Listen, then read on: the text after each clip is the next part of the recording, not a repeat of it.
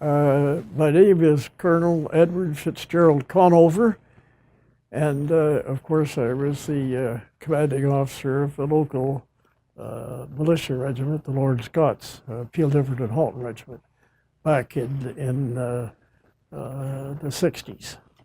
And I was the Honorary Colonel in the 80s of the regiment. I also was the chairman for 25 years of the museum, and for 25 years I was the treasurer of the Lorne Scots Trust.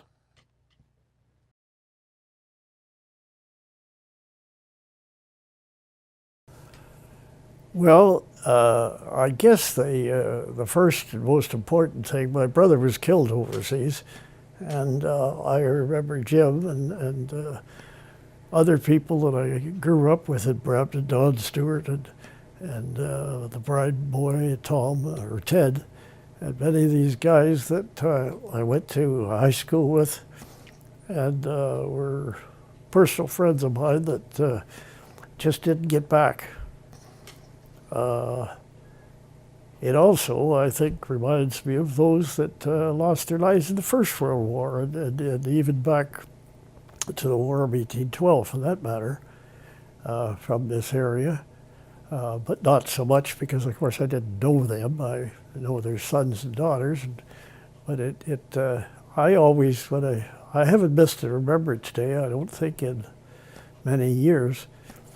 I always think back to the guys that I went to school with that aren't with us anymore.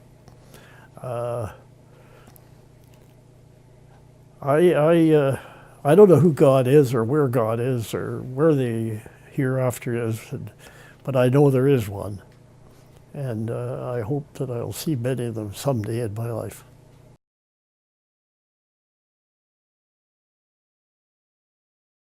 Well, as I say, it makes me very proud. I guess the Conover family's been connected with the Lorne Scots ever since they began in 1936 between my father and I. And my brother-in-law was in the dental corps during the war. It didn't get overseas. But I've sort of been connected with the Lorne Scots for years, and I'm always very proud of them. They are, when I was the CO, we won the Gazowski Trophy, which was presented to the most efficient infantry regiment in Canada 2 years in a row, and I was very proud of that.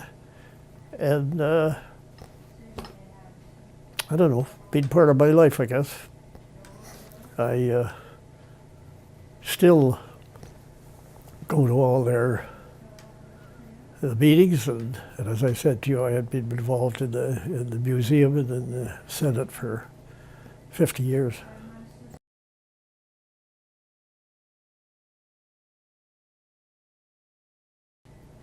Unfortunately, like most guys, I guess, we didn't talk much about it. I don't know that much about my father's service in the First World War. I know he was gassed and came home and spent some time up in Bracebridge, I think it was, where the TB hospital was. I know that he was in the 4th Battalion of the CEF. I know he came home as a major. And I know he, as I told you, that he commanded the unit after, but I really don't know much about his war experiences. I haven't, I didn't talk to him about it, I don't know why, and I didn't talk to my kids, and I wish I had have. It's too bad. As I say, I wish I had asked my father and more about his time in service, and I wish I had told my kids more about it. They, of course, know about my service since I was in the militia here because they grew up with it.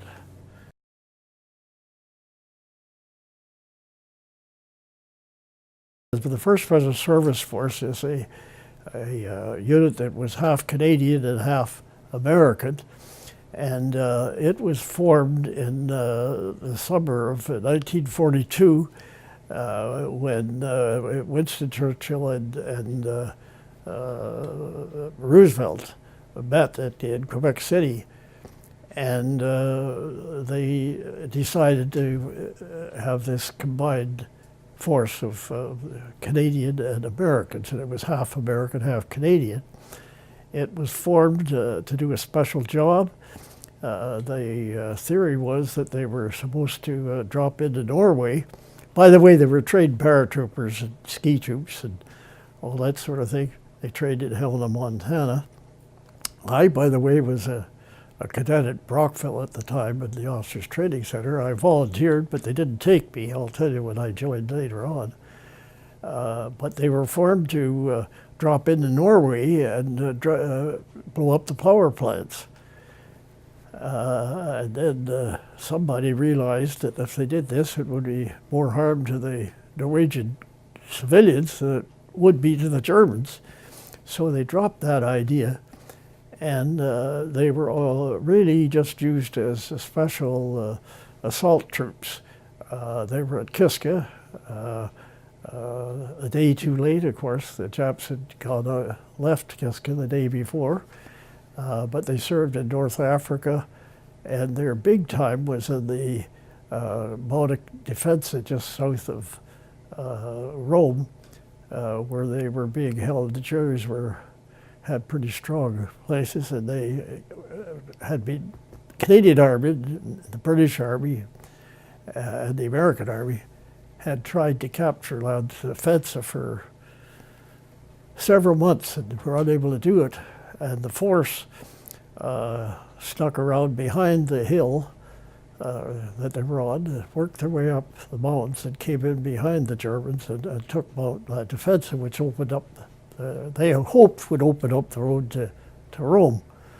It didn't, and then the force landed with other troops at the Anzio beachhead, which was about 30 miles south of Rome.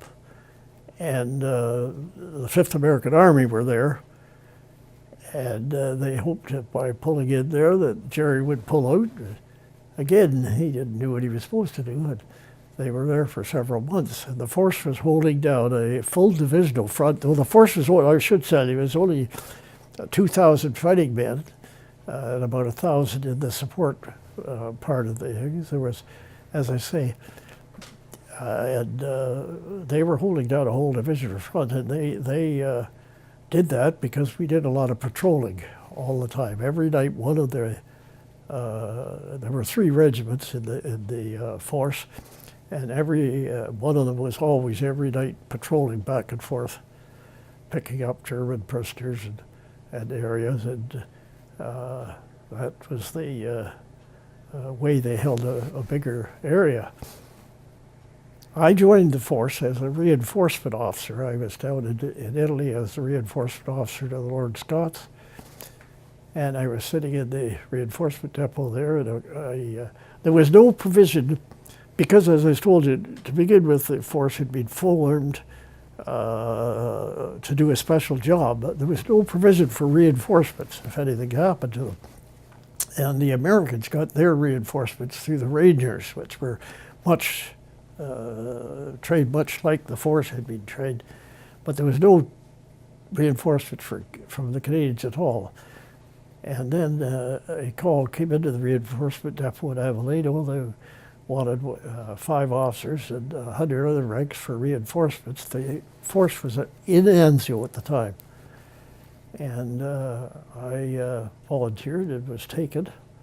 And I went up with the group to Anzio and joined the force there. Anyway, I'll continue to tell you what happened to me there. I was...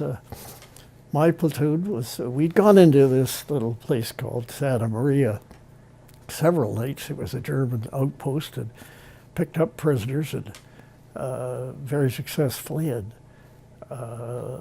we went in this one morning, the company that I was with, but my platoon was a holding platoon. And my scout was ahead of me, And he was, suddenly I saw him get blown up. And I didn't know what the hell that was all about. But anyway, I rushed in to pick him up, and I stepped on a landmine and I went up. My sergeant came in, picked me up, started to carry me up, and we both went up. 18 guys in my platoon that day lost their legs. I was the only one that didn't. I lost my heel, and they wanted to cut off my foot when I got back to Canada, but I said I'd like to cut my toenails. So the doctor said, well, you'll be in shortly to get it done. And that's some 70 years later, I'm still walking on it. In any event, I was invalid at home then and out of the Army. That was my story with the 1st Special Service Force, what they did.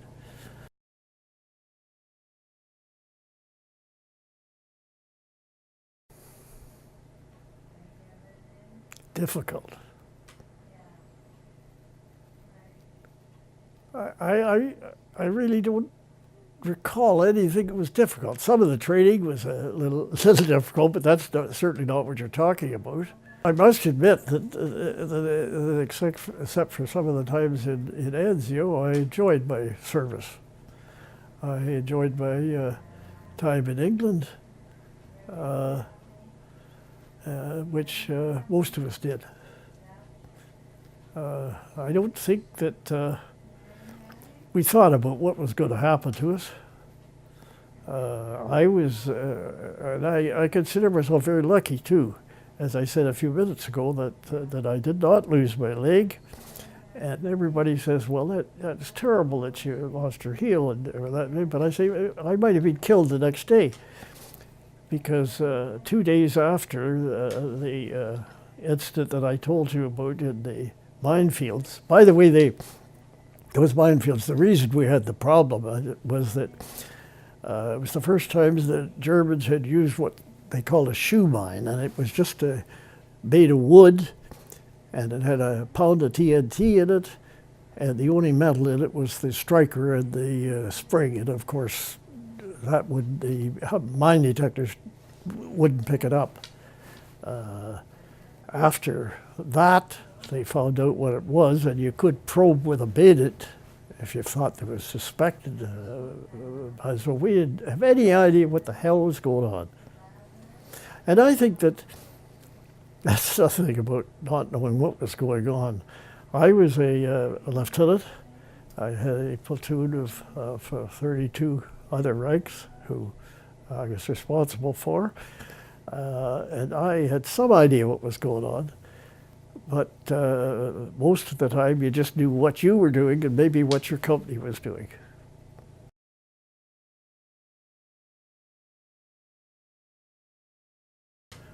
Two, on this end, the Purple Heart, which is an American, the oldest American medal. As a matter of fact, George Washington was one of the first people to get one, the Purple Heart. And next to it, the Bronze Cross, which was given to me for what I did that morning.